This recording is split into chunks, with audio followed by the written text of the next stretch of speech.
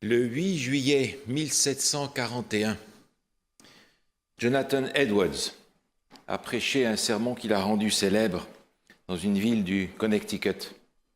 Le titre de son sermon, c'était « Pécheur entre les mains d'un Dieu courroucé ».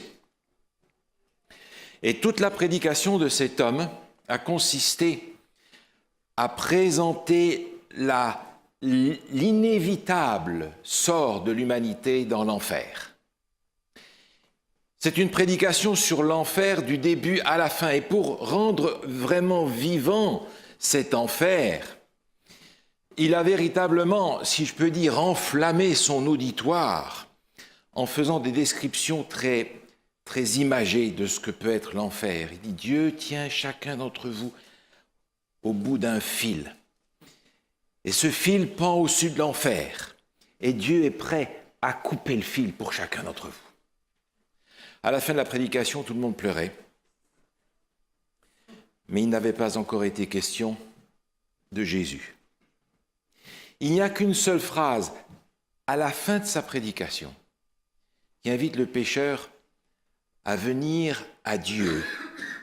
Et il termine sa prédication avec un texte de l'Ancien Testament qui est adressé à Lot et qui lui dit « Sauve-toi, sauve-toi !»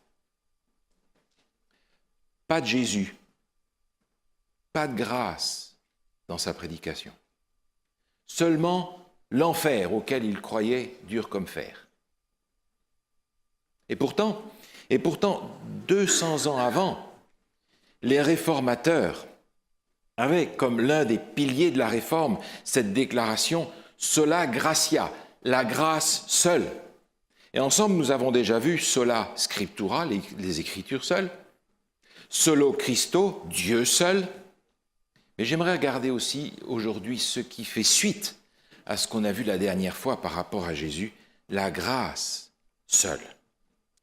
La grâce seule. Il faut dire qu'à l'époque de la Réforme, il n'y avait pas non plus de grâce. C'était l'enfer et on a fait marcher des foules par la peur de l'enfer et de l'enfer éternel. On n'a pas fait des chrétiens avec la peur. Jésus a voulu faire des disciples par la grâce. Mais ce qui est important dans ces déclarations de la Réforme, ce n'est pas simplement qu'il est question des Écritures ou qu'il est question de Christ, de la grâce, de la foi ou de la gloire de Dieu, mais que ces choses sont seules et uniques. Parce que beaucoup de gens sont d'accord que les Écritures sont très importantes, mais pas uniquement les Écritures. Beaucoup de gens sont convaincus que Christ est très important, mais pas Jésus seul. Beaucoup sont très conscients que la grâce, c'est un élément essentiel de notre vie chrétienne, mais pas la grâce seule. Beaucoup sont d'accord que la foi est très importante, mais est-ce vraiment la foi seule? Et on est tous d'accord pour dire qu'il faut rendre gloire à Dieu, mais est-ce que c'est la gloire à Dieu seul ou est-ce qu'il y en a un petit peu pour nous aussi en passant? C'est finalement ces solas qui rendent la chose plus difficile à recevoir et à accepter pour beaucoup. Alors la grâce seule. J'aimerais, pour simplifier ce matin, regarder la grâce de Dieu et la grâce seule sous 7 aspects. Le premier aspect, c'est évidemment de savoir ce que c'est que la grâce de Dieu. La grâce de Dieu est inséparable de son amour pour l'humanité. En fait, la grâce de Dieu, c'est l'expression de l'amour de Dieu qui nous donne ce que nous ne méritons pas, parce que Jésus a pris sur lui ce que nous méritons. Et je voudrais relire ce texte parmi les nombreux textes que nous pourrions lire, qui se trouvent dans l'Épître aux Romains au chapitre 6, au verset 23. Si vous avez vos Bibles, ouvrez-les avec moi si vous le voulez bien. Dans Romains au chapitre 6, cette épître aux Romains que Luther aimait tellement et qui, parmi bien d'autres textes du Nouveau Testament, comme de l'Ancien d'ailleurs, présente la grâce de Dieu. Romains chapitre 6, au verset 23 se trouve là encore un résumé, un condensé de toute la bonne nouvelle et de l'Évangile. Romains 3, 23 dit ceci, « Car le salaire du péché, c'est la mort, mais le don gratuit de Dieu, c'est la vie éternelle en Jésus-Christ, notre Seigneur. » Le contraste est très clair. Le don gratuit de Dieu, la grâce de Dieu, c'est l'expression gratuite de son amour. Et vous connaissez sans aucun doute ce texte que je trouve dans le livre Jésus-Christ, écrit par Ellen White à la page 15. Ce paragraphe exprime exactement ce que dit ce texte de l'Épître aux Romains. Le Christ a été traité selon nos mérites, afin que nous puissions être traités selon ses mérites. Il a été condamné pour nos péchés auxquels il n'avait pas participé, afin que nous puissions être justifiés par sa justice à laquelle nous n'avions pas participé. Il a souffert la mort qui était la nôtre, afin que nous puissions recevoir la vie qui est la sienne. Nous avions parlé, en parlant de Jésus, de cette substitution, de cet échange. La force du ministère de Jésus, c'est qu'il a pris notre place. La grâce de Dieu est inséparable de l'amour de Dieu qui est exprimé en Jésus. Et c'est la raison pour laquelle, la dernière fois, nous avons présenté Jésus dans toute sa grandeur. Jésus et Jésus seul est capable de nous offrir la grâce et la grâce seule. Mais la grâce, par définition, est assez curieuse. La grâce, par définition, n'est pas un droit. Elle est imméritée. Elle est non due. Elle est gratuite. Elle est non remboursable. Elle est très coûteuse. Elle est injuste. Elle est même illogique si on considère que la grâce est dissociée de l'amour de Dieu. Parce qu'il est vrai, comme on le dit souvent, que l'amour a ses raisons, que la raison ne connaît pas. Et j'allais presque dire que c'est vrai aussi pour Dieu. Cette grâce, elle est illogique parce qu'elle est l'expression inimaginable, inconcevable et à la limite injuste de l'amour de Dieu. La vie éternelle est offerte à l'être humain uniquement parce que Dieu lui donne la vie alors qu'il est à la mort. Et c'est la raison pour laquelle dans le monde d'aujourd'hui, comme dans les siècles passés, beaucoup de gens ont trouvé cette grâce de Dieu inacceptable. Et ils ont beaucoup travaillé pour la rendre acceptable à leurs yeux, pour la rendre humainement recevable, en y ajoutant notre part, ou en diminuant la part de Jésus, en diminuant la valeur de Jésus, en augmentant par conséquent la nôtre. Et au cours du temps, on a voulu trafiquer cette grâce qui paraît si énorme qu'elle est irrecevable, on a voulu la trafiquer pour qu'elle soit, dans notre intelligence à nous, un petit peu plus facile à recevoir. Nous avons du mal, encore aujourd'hui, à recevoir un cadeau qui soit vraiment un cadeau. Parce que quand on vous offre un cadeau, la première chose que vous demandez, c'est « il y a quoi derrière ?» Et c'est le principe même de la publicité. Vous voyez le mot « gratuit » en grand sur une affiche. Mais lisez les petites lignes illisibles en bas, c'est comme dans les contrats d'assurance. Vous êtes couverts pour tout, sauf pour ça et ça et ça et ça et ça et ça et ça et ça et ça et ça et ça. La grâce est la grâce seule. Et pour nous incompréhensible parce que pour nous est tout aussi incompréhensible la grandeur de l'amour de Dieu. Nous n'avons pas cet amour de Dieu dans notre cœur par nature. Le deuxième point, la deuxième facette de la grâce, C'est ce que nous donne la grâce. Et plusieurs mots sont utilisés dans la Bible et dans notre vocabulaire pour désigner ce que la grâce nous offre, ce qu'elle nous donne. On va dire pardonner, on va dire justifier, on va dire sauver, qui sont des mots un peu différents, mais prenons-les comme équivalents, si vous voulez, aujourd'hui, pour simplifier. Celui qui accepte la grâce de Dieu change complètement de statut. Il est considéré d'abord comme ennemi de Dieu. C'est lui qui est ennemi de Dieu. Mais à partir du moment où l'on reçoit, où l'on accepte la grâce de Dieu, on devient enfant de Dieu. Et vous vous souvenez de ce passage que l'apôtre Jean écrit, dit « Voyez, quel amour le Père nous a témoigné » dans le fait que nous sommes appelés enfants de Dieu. Et nous le sommes, ajoute-t-il. Enfants de Dieu, de la famille de Dieu, du côté de Dieu, avec Dieu. Voilà ce que nous donne la grâce.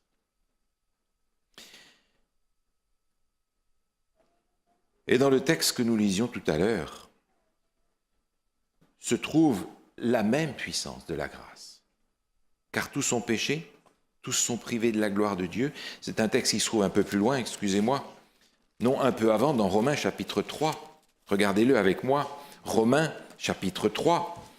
Quelques chapitres avant celui que nous avons lu, au chapitre 6, dans Romains chapitre 3, l'apôtre Paul essaye d'insister.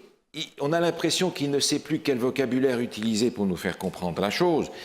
Romains chapitre 3, il dit « Car tous ont péché », verset 23, « et sont privés de la gloire de Dieu.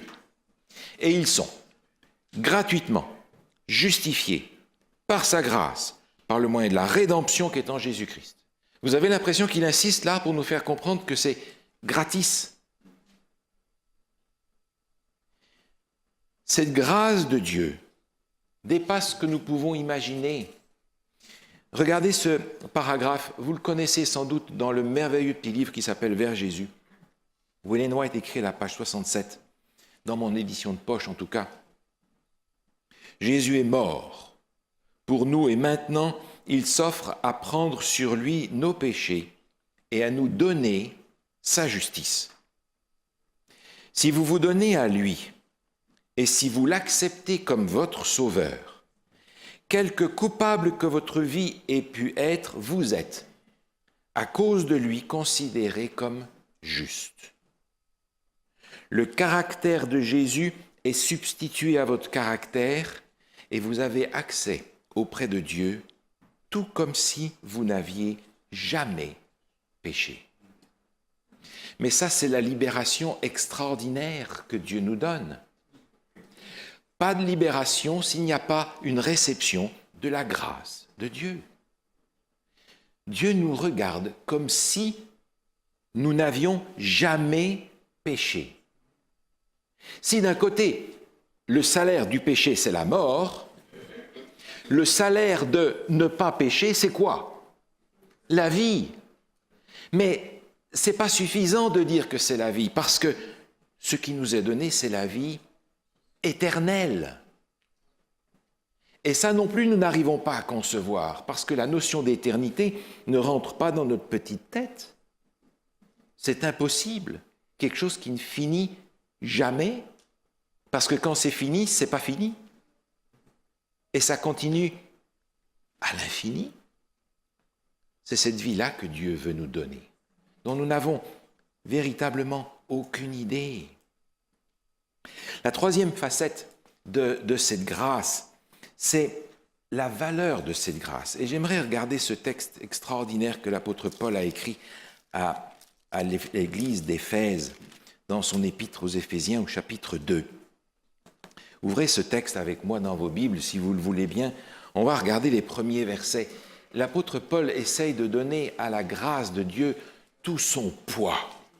Il dit au chapitre 2, au verset 1, « Vous étiez morts par vos offenses et par vos péchés, dans lesquels vous marchiez autrefois, selon le train de ce monde, selon le prince de la puissance de l'air, de l'esprit qui agit maintenant dans les fils de la rébellion. Voilà, vous étiez morts, vous étiez tous des pécheurs, parce que vous étiez tous des rebelles. Et il continue, nous aussi, nous étions de leur nombre, et nous vivions autrefois selon les convoitises de notre chair, accomplissant les volontés de la chair et de nos pensées. On vivait pour nous-mêmes. Nous aussi, on était de ce paquet de gens-là. Et nous étions, par nature, des enfants de colère, comme les autres. Et le texte continue. Mais Dieu, voilà ce que nous étions. On était des pécheurs condamnés à mort. Mais Dieu, et voilà, toute la différence est faite. La différence a été introduite ici par Dieu. Mais Dieu, qui est riche en miséricorde à cause de son grand amour dont il nous a aimés, nous qui étions morts par nos offenses, nous a rendus vivants avec Christ. C'est par la grâce, ajoute-t-il entre parenthèses, que vous êtes sauvés. La grâce est inacceptable pour quelqu'un qui ne comprend pas un peu de l'amour de Dieu. Elle est inacceptable parce qu'elle est trop grande. Et la grâce est complètement inutile pour quelqu'un qui n'admet pas d'abord que sa destinée, c'est la destruction définitive. Alors, je ne suis pas en train de refaire la prédication de Jonathan Edwards et de nous suspendre au-dessus de l'enfer. Mais une réalité biblique, c'est que nous sommes voués à la destruction définitive. Le salaire du péché, nous dit le texte, c'est la mort. Le texte ne nous dit pas que le salaire du péché, c'est la souffrance éternelle, dans l'enfer, mais la destruction définitive. Et c'est ce qui attend tout être humain qui ne saisit pas cette grâce inimaginable. Autrement dit, si nous ne comprenons pas dans quel état nous sommes, si nous ne comprenons pas ce qui nous attend, si nous ne comprenons pas notre sort naturel, la grâce pour nous n'a pas grande importance. Vous savez, quand vous êtes jeune et que vous avez 20 ans, et qu'on vous dit, tu sais, il faudrait que tu mettes de l'argent pour la retraite. La retraite, quand vous avez 20 ans, c'est dans 3 années-lumière, ça. Et le lendemain, vous vous réveillez et vous avez besoin de cet argent pour la retraite. Parce que la vie est terriblement courte. Très courte. Alors évidemment, tant qu'on est vivant, on ne pense pas qu'on va être malade. Tant qu'on est vivant, on ne pense pas qu'on va mourir. Mais c'est l'inévitable. La parole de Dieu nous dit que cette mort, ce n'est pas simplement le dodo que nous connaissons. C'est la destruction définitive. Est-ce que c'est ça que vous aimeriez avoir comme avenir, si on peut appeler ça l'avenir? Si nous ne sommes pas conscients de notre condition, la grâce n'est pas si importante que ça. Si vous ne vous sentez pas malade, vous n'allez pas aller chez le docteur. Tout le monde peut vous dire « t'es malade, va chez le docteur », mais si vous ne l'acceptez pas, vous n'irez pas non plus. Et vous ne prendrez pas les remèdes qu'il vous donne parce que vous direz « je ne suis pas malade ». Prendre conscience de notre condition va faire un contraste tel avec ce que nous espérons que la grâce va tout d'un coup devenir la seule solution. La seule, sola gratia. Luther et les réformateurs insistaient sur la dépravation totale de l'être humain pour faire comprendre à quel point il n'y a en nous rien de sauvable. Rien de sauvable. Et vous savez, nos contemporains disent facilement « écoutez, je ne suis pas si méchant que ça. Je donne mes impôts, je donne aux organisations charitables, je ne trompe pas ma femme, je suis gentil avec les voisins, je respecte le code de la route, je suis une bonne personne. Autrement dit, je suis bien et de quoi est-ce que j'ai besoin? Mais tout le bien que tu peux faire ne sert à rien si ce n'est pas Dieu qui fait ce bien en toi. Donc tout le bien que je peux faire et tout l'argent que je peux donner aux charités, et je peux même donner mon corps à brûler, si je n'ai pas cet amour et cet amour pour Dieu, ça ne sert à rien. Ne pas être conscient de notre condition va nous amener à mépriser la grâce de Dieu acquise au prix de Jésus, qui est mort à notre place. Le quatrième point que je voudrais souligner par rapport à la grâce de Dieu, c'est ce qu'il y a dans cette formule en latin, sola gratia, la grâce seule. Il y a plusieurs textes qui nous rappellent que la grâce et la grâce seule peuvent nous sauver. Je pense à ce texte qui se trouve dans l'évangile de Jean, chapitre 15. Une petite phrase de Jésus qui est tellement claire qu'on ne l'aime pas beaucoup. Évangile selon Jean, chapitre 15. Au verset 5, Jésus dit ceci. Je suis le cep, vous êtes les sarments, celui qui demeure en moi et en qui je demeure porte beaucoup de fruits. Car sans moi, vous ne pouvez rien faire. Rien faire. Il y a de nombreuses années en arrière, j'avais été invité dans une église et la prédication était basée sur ce passage où Jésus dit « Vous êtes des serviteurs inutiles ». Et à la sortie, il y a un monsieur qui m'a dit « Je ne suis pas d'accord avec vous ». C'est très négatif ça. Nous sommes quand même utiles à quelque chose, vous savez. On est capable de faire quelque chose. Et je comprends qu'on veut toujours au moins justifier notre existence, justifier nos efforts, justifier notre salaire, justifier notre place. Mais Jésus dit, sans moi, vous ne pouvez rien faire.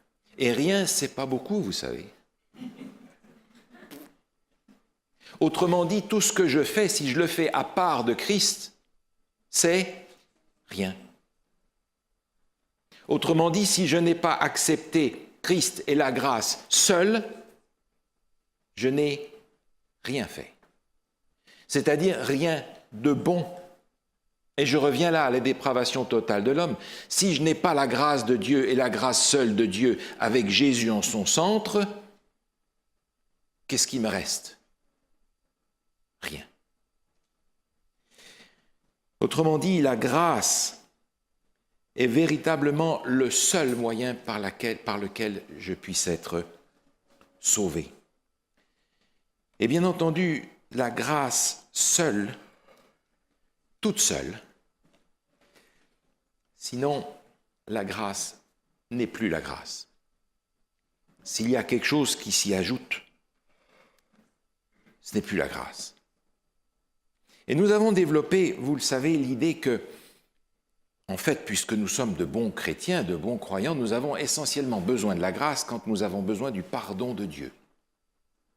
J'ai besoin de la grâce de Dieu quand j'ai péché, quand j'ai fait une grosse bêtise et que j'ai besoin que Dieu me pardonne. Alors le soir, je me mets au pied de mon lit et je dis, Seigneur, j'ai besoin de ta grâce, pardonne-moi. Mais ça, c'est une grâce ponctuelle, c'est pas cela gratia. Ça, c'est une grâce dont j'ai besoin seulement au besoin, c'est-à-dire je vais la décrocher du porte-manteau quand j'en ai besoin et quand j'en ai plus besoin, je vais la remettre. C'est pas la grâce seule, ça. Parce que la grâce de Dieu, c'est ce dont j'ai besoin en permanence, toujours, constamment. Le Seigneur fait briller son soleil sur les justes et sur les méchants. Mais je n'ai pas besoin de la grâce seule quand j'ai besoin d'être pardonné. J'ai besoin de la grâce seule pour vivre. Et cette grâce seule ne peut rien avoir qui s'y ajoute. Alors revenons dans ce texte que l'apôtre Paul a écrit à l'église d'Éphèse, pour continuer le texte que nous avons commencé au chapitre 2. Regardez-le avec moi, Épître aux Éphésiens, chapitre 2, et on s'était arrêté au verset 4. Mais Dieu nous a rendus vivants avec Christ. C'est par la grâce que vous êtes sauvés. Verset 6. Il nous a ressuscités ensemble. Mais oui, parce que nous sommes morts. Et nous a fait asseoir ensemble dans les lieux célestes en Jésus-Christ.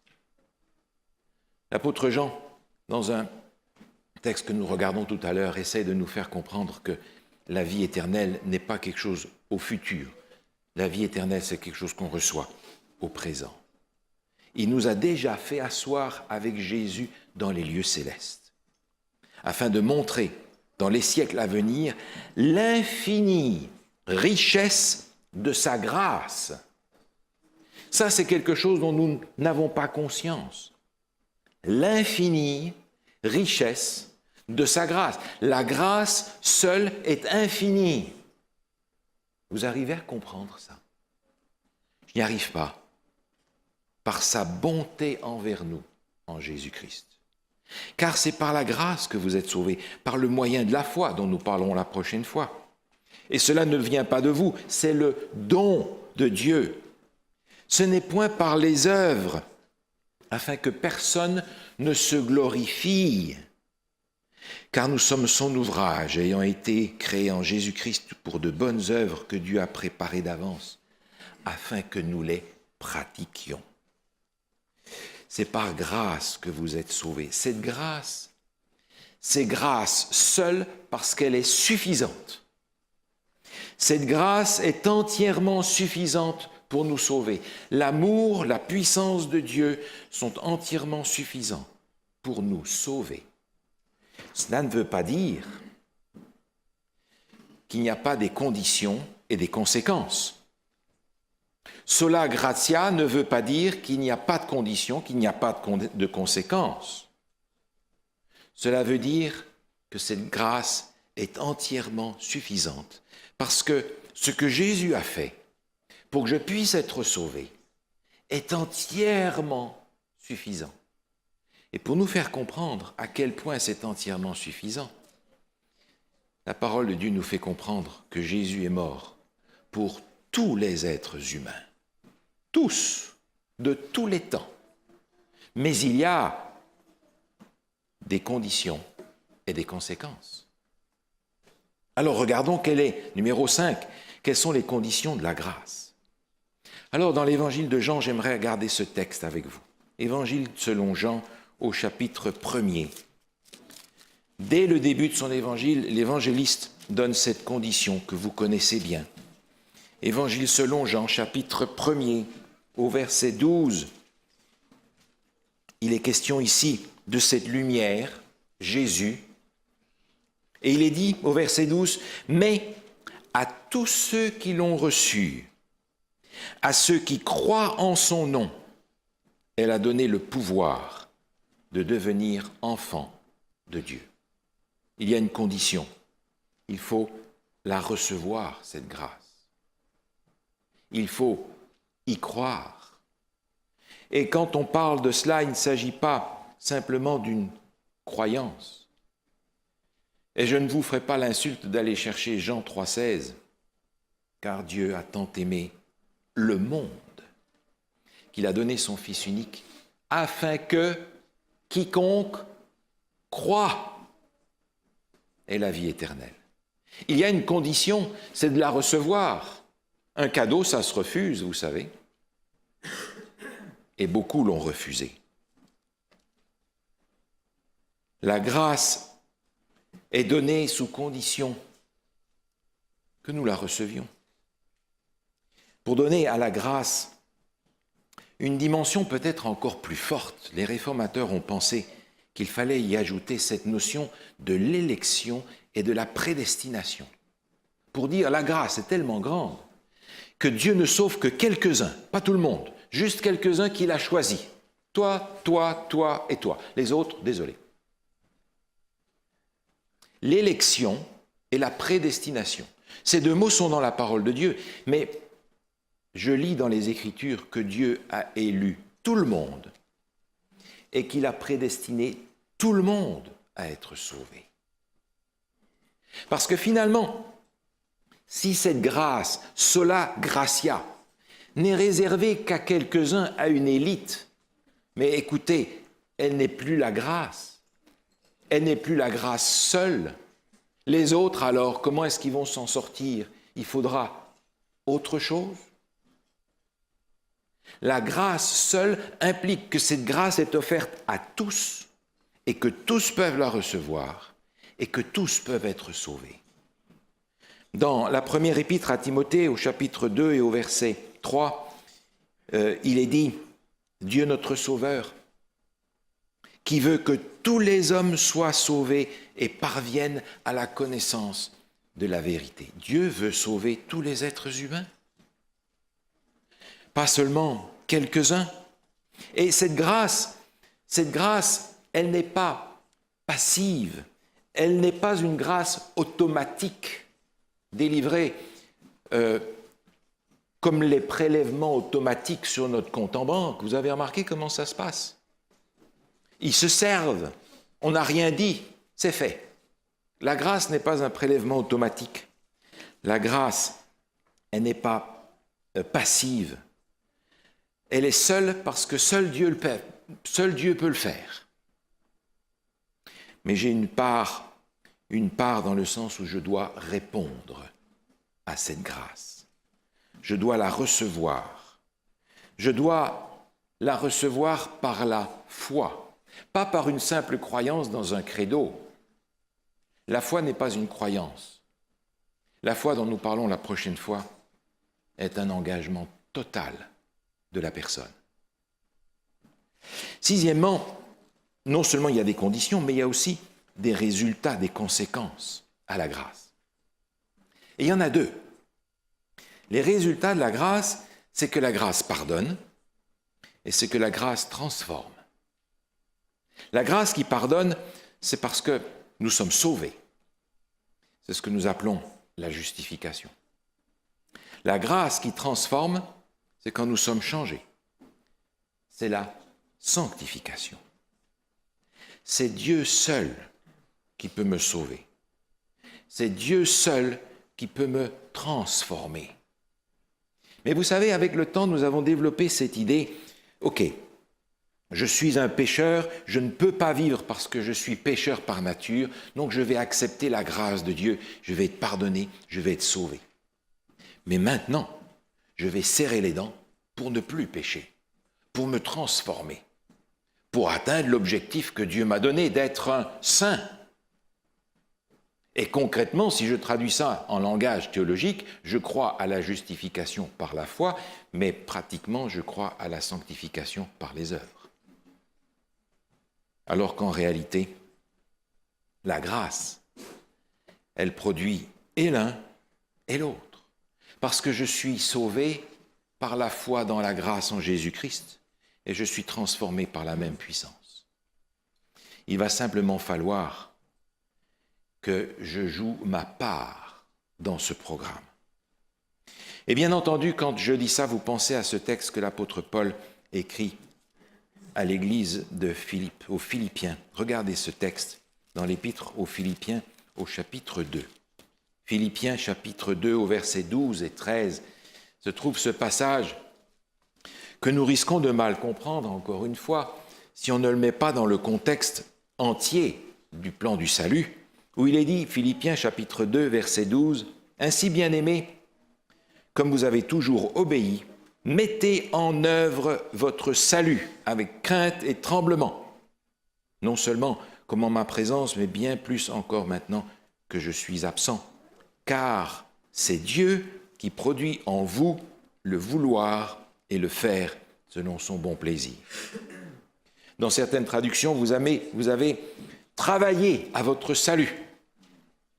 Mais alors, c'est plus la grâce, ça. S'il faut que j'y travaille, la grâce me sert à quoi? Écoutez, nous avons une part à jouer. Si on nous offre quelque chose, on le prend. ou on ne le prend pas. Mais mes amis, si vous voulez enlever de votre vie tout ce qui fait obstacle à l'action de la grâce en vous, vous aurez à faire des luttes extraordinaires, des luttes intenses, des combats difficiles à mener contre vous-même. Enlevez de votre vie ce qui fait obstacle à la grâce de Dieu. Et vous verrez si vous n'avez pas à lutter de toute votre force et à demander au Seigneur le vouloir et le faire dont nous avons tous besoin. Notre part, elle ne consiste pas à imaginer que ce que nous allons faire va nous sauver. Mais notre part est de nous mettre dans une condition où nous disons à Dieu par la réalité de notre vie que nous voulons qu'il nous sauve.